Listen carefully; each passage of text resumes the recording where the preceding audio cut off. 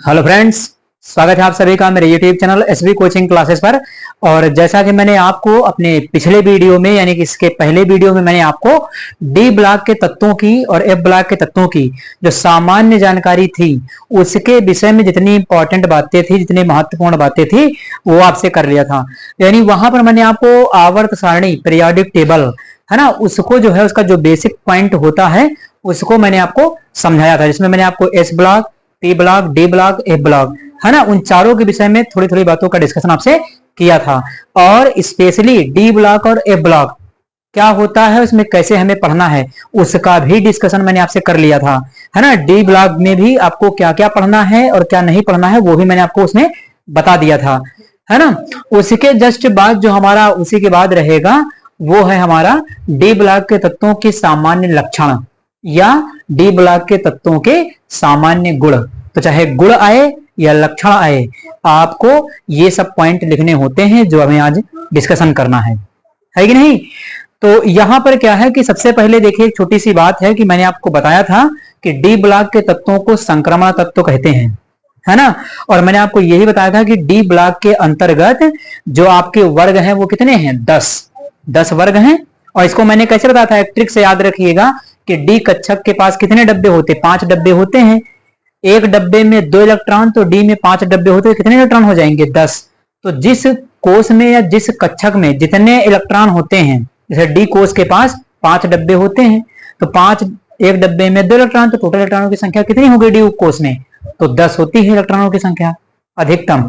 तो वहीं से याद रखिएगा कि जिस कोष में जितने इलेक्ट्रॉनों की संख्या अधिकतम हो सकती है उतने ही उसमें वर्ग होते हैं। जैसे इसमें एक डब्बा था, 2 इलेक्ट्रॉन आते थे, तो इसमें 2 भर सकते हैं। पी में 3 डब्बे थे, 3 डब्बों में 6 इलेक्ट्रॉन आ सकते हैं, तो पी के पास 6 वर्ग होते हैं, यानी पी में अधिकतम 6 इलेक्ट्रॉन भर सकते हैं।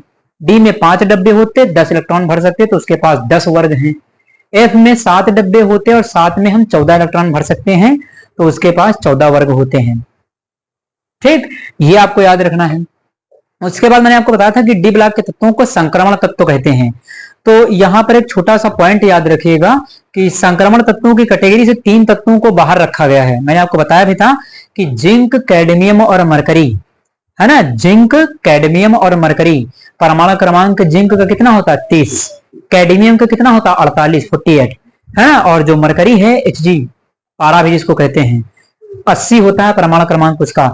इन 3 तत्वों को संक्रमण तत्वों की कैटेगरी से बाहर निकाल दिया गया है ना। ये ध्यान रखिएगा आप, ये डी ब्लॉक के तत्व तो हैं लेकिन संक्रमण तत्व नहीं है।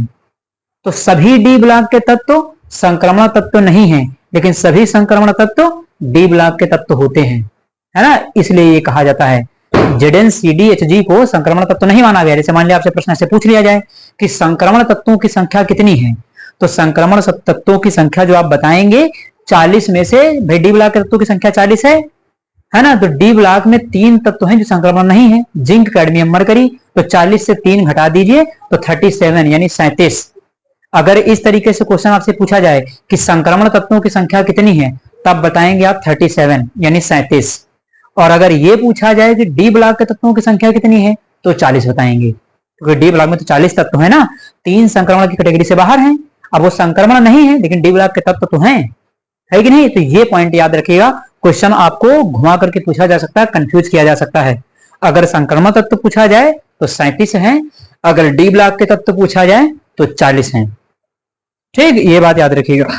उसके बाद देखिए क्या है कि आज हमें डिस्कशन करना है डी ब्लॉक के तत्वों के सामान्य लक्षण या गुणों का। तो इसमें देखिए सबसे पहले जो हम लक्षण का डिस्कशन करेंगे वो है आपका इलेक्ट्रॉनिक विन्यास, है ना, इलेक्ट्रॉनिक कॉन्फ़िगरेशन। तो इलेक्ट्रॉनिक कॉन्फ़िगरेशन या इलेक्ट्रॉनिक विन्यास लिखने से पहले आपको इलेक्ट्रॉनिक विन्यास लिखने का जो क्रम होता है वो पता होना चाहिए। ये क्लास 11th में आपने पढ़ा था ऑफबाउ और हुंड के नियम में, है ना। ये किसका नियम है, ऑफबाउ का नियम है कि नहीं। तो ऑफबाउ ने एक रूल बना दिया था इलेक्ट्रॉनों को भरने का, यानी इलेक्ट्रॉनों को उपकोष के अंदर भरने का एक क्रम बनाया था, ऊर्जा का क्रम, है ना। तो यहां पर जो आपके सामने लिखा हुआ है ये क्या है कि उपकोष में इलेक्ट्रॉन कैसे भरे जाते हैं वो क्रम यहां पर लिखा हुआ है। चलिए, इलेक्ट्रॉनिक विन्यास लिखने से पहले इसकी जानकारी होना जरूरी है। अगर मान लिया पहले से आपको पता है, 11th क्लास में आपने पढ़ रखा है तो बहुत अच्छी बात है, लेकिन अगर नहीं पता है तो इसको ध्यान रखिएगा दिमाग में, क्योंकि इसी के हिसाब से सभी एलिमेंट का विन्यास लिखा जाता है, ये ध्यान रखिएगा। चलिए देखें यहाँ पर सबसे पहले देखिए इसका ये बढ़ता क्रम लिखा है ना, यहाँ चालू हुआ है यहाँ पर खत्म हुआ है। तो देखिए सबसे पहले इसमें कौन है, 1s है, उसके बाद 2s है, यानी 1s एनर्जी में कम है, 2s एनर्जी में ज्यादा है, ये ऊर्जा के बढ़ते क्रम में है। इसी के हिसाब से कक्षकों को अरेंज कर दिया जाता है, इनमें ही इलेक्ट्रॉन भरना है आपको, है ना।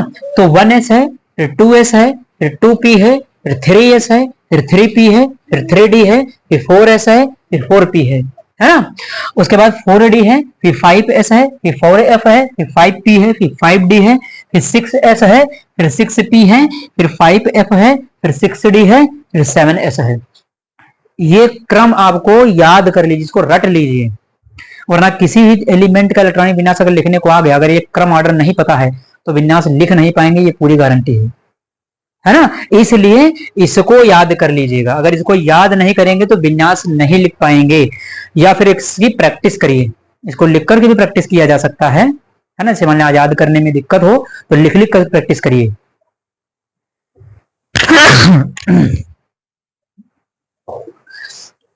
है ना। तो इसको क्या करिए, फिर यहां पर इसको जो है आप लिख करके इसकी प्रैक्टिस कर सकते हैं। किसी भी प्रकार से फिलहाल आपको ये तैयार करना है बस, और चाहे लिख करके करिए, चाहे याद करके करिए, चाहे जैसे करिए, ये आपको पता होना चाहिए। अब एक छोटी सी चीज है, मैंने अभी अभी आपको बताया है कि एस में अधिकतम कितने इलेक्ट्रॉन भर सकते हैं। देखिए यहाँ पर एस पी डी एफ 4 ही कोष होते हैं, एस पी डी एफ 4 होते हैं, है कि नहीं। देखिए एस होता है, एस में कितने इलेक्ट्रॉन, नहीं जहां पर एस लिखा है अगर वो लिखेंगे जब तो उसमें कितने इलेक्ट्रॉन भरेंगे, तो इसके पास एक डब्बा होता, केवल इसके पास केवल एक डब्बा होता है, और एक डब्बे में केवल 2 इलेक्ट्रॉन, एक इस साइड का, एक क्लॉकवाइज और एक एंटी क्लॉकवाइज, ऐसे भरते हैं। तो एस में कितने इलेक्ट्रॉन भर सकते हैं, अधिकतम इलेक्ट्रॉनों की संख्या 2 हो सकती है। उसके बाद पी के पास आपके होते 3 डब्बे, 1 2 3, एक डब्बे में 2 इलेक्ट्रॉन, तो 3 में कितने हो जाएंगे, 6। और इलेक्ट्रॉन भरने का रूल क्या कहता है, सब में पहले एक एक भरो, फिर उसका पेयर्ड करो, उसको युग्मित करो। तो 1 2 3 4 5 6, यानी इसमें कितने इलेक्ट्रॉन हो गए, 6 इलेक्ट्रॉन। ठीक। डी वाला देखिए, डी में कितने डब्बे होते, तो 5 डब्बे होते हैं। हाँ, डी में 5 डब्बे होते, एक डब्बे में 2 इलेक्ट्रॉन, तो 5 में कितने, 10 हो जाएंगे। तो यहाँ पर इलेक्ट्रॉन भरने का रूल, हुंड का नियम याद रखिएगा, है ना। पहले एक एक इलेक्ट्रॉन सब में, फिर डबल। देखिए 1 2 3 4 5 6 7 8 9 10, यानी सब में पहले एक एक इलेक्ट्रॉन भरिए। जब सब ऑर्बिटल में एक एक इलेक्ट्रॉन पहुंच जाए तब आप उसको युग्मित करना चालू करेंगे, पेयर्ड करना चालू करेंगे। ठीक। तो डी में कितने, 5 डब्बे 10 इलेक्ट्रॉन, तो यहां आप कितने भर सकते हैं, 10 इलेक्ट्रॉन। यानी इसमें जहां जहां पर डी लिखा है वहां पर अधिकतम कितने इलेक्ट्रॉन भर सकते हैं, 10 इलेक्ट्रॉन भर सकते हैं। ठीक। एफ में देखिए, एफ में क्या है, एफ में 7 डब्बे होते हैं आपके, एफ में 7 डब्बे होते हैं, है ना। इसमें एक डब्बे में 2 इलेक्ट्रॉन, तो 7 में कितने हो जाएंगे, 14 इलेक्ट्रॉन, यानी एफ में 14 इलेक्ट्रॉन आएंगे। तो 1 2 3 4 5 6 7, ठीक, 8 9 10 11 12 13 14, 14 इलेक्ट्रॉन हो गए। ये ध्यान रखना है, मान इलेक्ट्रॉन भरने को कभी कह ही दिया जाए तो सब में पहले एक एक इलेक्ट्रॉन, फिर उसको पेयर्ड करिए। ठीक। तो इसमें कितने इलेक्ट्रॉन होते हैं, तो 14 इलेक्ट्रॉन होते हैं। इस बात को याद रखना, यानी इसमें जहां जहां पर एफ है वहां पर अधिकतम 14 इलेक्ट्रॉन भर सकते हैं। देखिए अधिकतम कहा गया है, अधिकतम का मतलब ज्यादा से ज्यादा, मतलब इससे कम तो हो सकते हैं भाई, जितना परमाणु क्रमांक होगा भरेंगे तो उतने ही इलेक्ट्रॉन, तो इससे कम हो सकता है, इससे ज्यादा नहीं हो सकता। मान लिया जैसे देखिए एस में 2 इलेक्ट्रॉन है, तो कहीं यहां पर जो एस लिखा कहीं पर इसमें 4 नहीं हो सकता है, या 3 नहीं हो सकता है। एस में 2 है तो 2 से कम तो हो सकता है, 1 तो भर सकते हैं लेकिन 3 नहीं भर सकते, ये याद रखिएगा।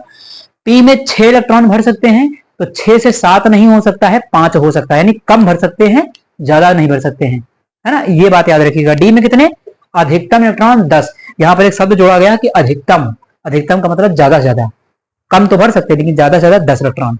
ठीक। यहां पर कितने, तो 14 यानी 14 इलेक्ट्रॉन। तो इस चीज को आप याद रखिएगा, आप इसका स्क्रीनशॉट ले लीजिए, फिर मैं आपसे डिस्कशन करता हूं। 3D 4D 5D 6D श्रेणी मैंने आपको बताई थी, डी ब्लॉक के तत्वों को 4 श्रेणियों में बांटा गया है, 3D 4D 5D 6D श्रेणी।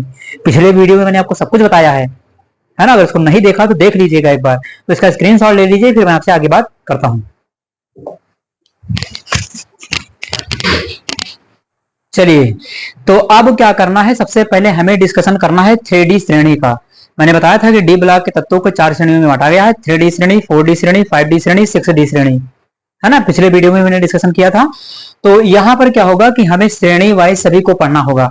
3D श्रेणी में कहां से कहां तक एलिमेंट आते हैं वो मैंने आपको बताया था कि 21 नंबर स्कैंडियम से लेकर के 30 नंबर जिंक तक की जो तत्व हैं वो आपकी 3D श्रेणी में आते हैं। देखिए सामने लिखा है 3D श्रेणी में स्कैंडियम Sc से लेकर के dot dot dot dot 30 number zinc तक तत्व आते हैं, है ना। ये आपको याद रखना है सबसे पहली बात, है ना। तो सबसे पहला जो हमारा सामान्य लक्षण में पॉइंट होगा वो है आपका इलेक्ट्रॉनिक विन्यास, यानी सबसे पहले आपको इनका इलेक्ट्रॉनिक विन्यास लिखना आना चाहिए। सबसे पहला पॉइंट है, मान लिया किसी भी एलिमेंट का आपसे विन्यास कहा जा सकता है, और विन्यास में भी अपवाद वाला विन्यास ज्यादा आ जाता है, यानी जिसका विन्यास थोड़ा सा गड़बड़ होता है वही आपसे अक्सर पूछ लिया जाता है, क्योंकि आसान वाला तो सब लोग लिख ले जाएंगे, है ना। लेकिन जो टफ होता है या अपवाद होता है, एक्सेप्शन, उसको पूछ लिया जाता है। तो बहुत लोगों को अपवाद वाले याद नहीं रहते, जल्दबाजी में उल्टा सीधा लिख डालते हैं, है कि नहीं। तो एक्सेप्शन वाले को खास करके ध्यान देना है, उस पर मैं आपको यहाँ पर टिक भी कर दूंगा कि कौन अपवाद वाले हैं, है ना। चलिए, तो यहां पर देखिए 3D श्रेणी में स्कैंडियम से लेकर के जिंक तक यानी 21 नंबर से 30 नंबर तक के तत्व आते हैं। अब इनको मैंने आपसे कहा था कि इनकी याद करने की ट्रिक को मैं भी आपसे बताऊंगा, है ना। वहां पर मैंने भी आपको कहा था कि इतने एलिमेंट है, मान लिया आप उसको कैसे याद रखेंगे। आपको याद है तो बहुत अच्छी बात, और नहीं याद है फिर भी मैं आपको बता दूंगा। देखिए क्या लिखा हुआ है कि शक्ति, आपके सामने लिखा हुआ कि शक्ति वक्र मन फी को नी को जन, है ना। ये है इसका तत्वों को याद रखने की ट्रिक, है ना। देखिए क्या लिखा है कि शक्ति वक्र मन फी को नी को जन, ये इसका मतलब है। अब यहां पर देखिए जो शक्ति आपका लिखा हुआ है, तो शक्ति से आप बन जाएगा आपका स्कैंडियम Sc, है ना। सा से बन जाएगा ये, शक से हो जाएगा Sc है। उसके बाद लिखा इसमें ता से देखिए क्या है, टाइटेनियम बन जाएगा, यानी स्कैंडियम है फिर टाइटेनियम बन जाएगा। सा से स्कैंडियम बन जाएगा, का से आपका टाइटेनियम बन जाएगा, और ये ता से देखिए ये आपका जो ता लिखा है यहाँ पर ता, तो ता से हम बना देंगे टाइटेनियम को, ये टाइटेनियम हो गया। उसके बाद वक्र लिखा है, वा से हो जाएगा आपका वेनेडियम, यानी वा से वेनेडियम।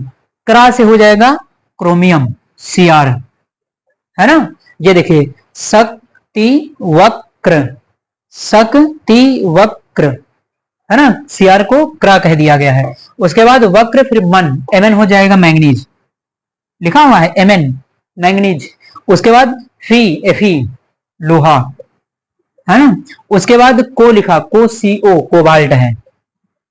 उसके बाद लिखा हुआ है नी Ni निकिल, ठीक, तो नी से निकिल हो गया। उसके बाद Cu है ना कापर, ये कापर है। फिर जन से हो गया जडन जिंक, ये देखिए ऐसे आपको याद रखना है ना। तो क्या लिखा था कि शक्ति वक्र मन फी को नी को जन, आप इससे क्या है इन तत्वों को याद रख सकते हैं, या आपके पास कोई भी ट्रिक हो तो आप उससे याद रखिए, इनको याद रखना है बस, है ना। तो यहां पर इनको याद करने का तरीका मैंने आपको बता दिया है। आप इसका स्क्रीनशॉट लेना चाहें तो ले लीजिए, फिर मैं इनका विन्यास लिख करके आपको बताता हूं।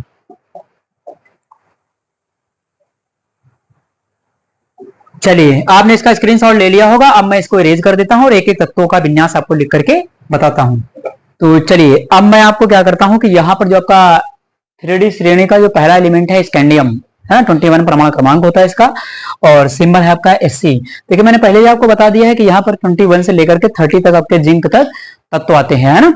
तो चालू कहां से करना हो, देखिए ऊर्जा का क्रम मैंने जो बताया है इलेक्ट्रॉनिक विन्यास को लिखने का, जो ऑर्डर बताया वो आपको याद होना चाहिए।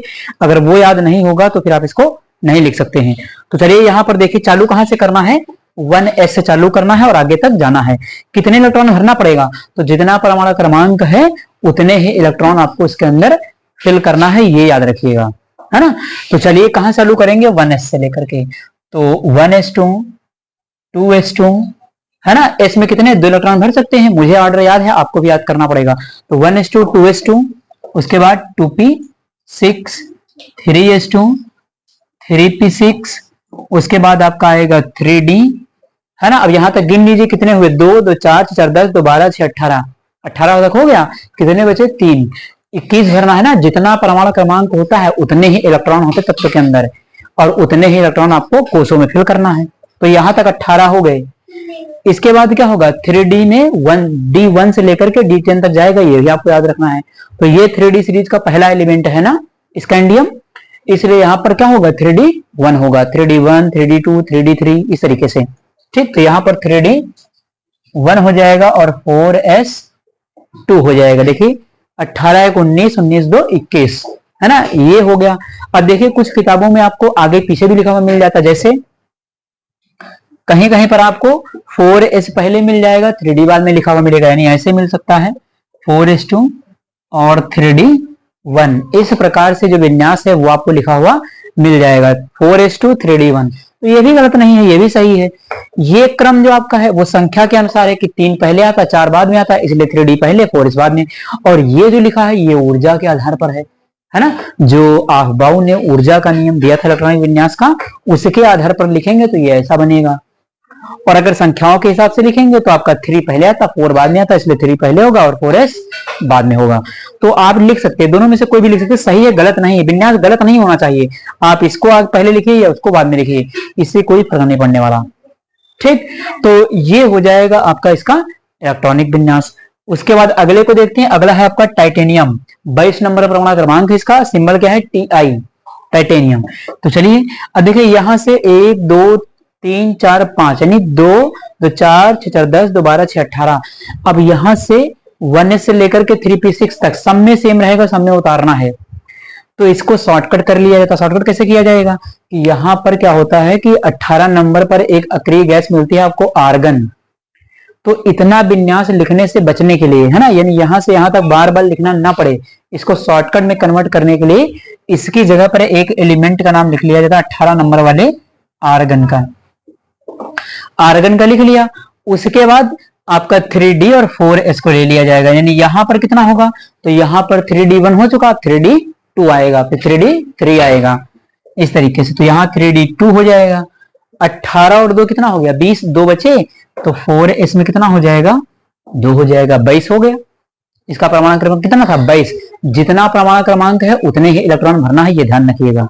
चलिए तो अगला 3rd नंबर जो आपका है वो है वेनेडियम।